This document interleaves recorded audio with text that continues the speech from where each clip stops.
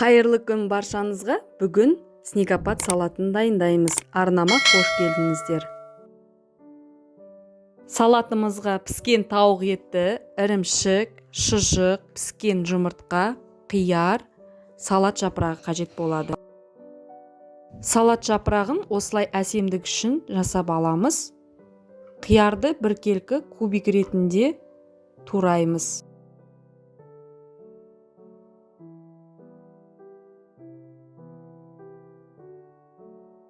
Тарелкамыздың шетіне қиярды салып шығамыз.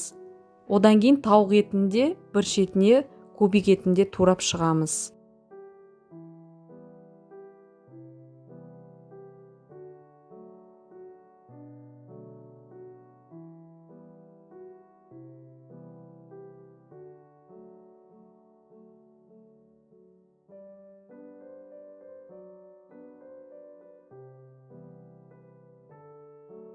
Шұжығымызды да кубик ретінде біркелкі қып турап, бір шетіне салып шығамыз.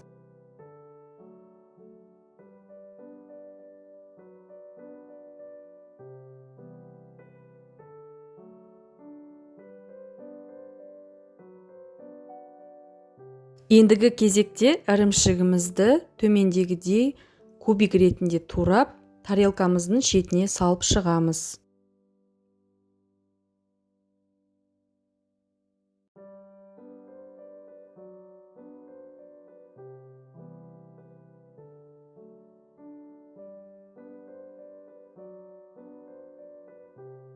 Салатымыздың үстіне татымына қарай тұз сепсеңіздер де болады. Майонезді әдемілеп торша ретінде салып, үстіне салып шығамыз. Майонезді салып болғаннан кейін үкіштің ең кішкентай бөлігіне жұмыртқаны жақсылап үкіштен өткізіп, әсемдеп шығамыз. Салатымыздың бүкіл жерін жауып шығу керек. Егер бір жұмыртқа аз десеңіздер, екі жұмыртқаны тура осылай ғып жауып шықсаңыздар да болады.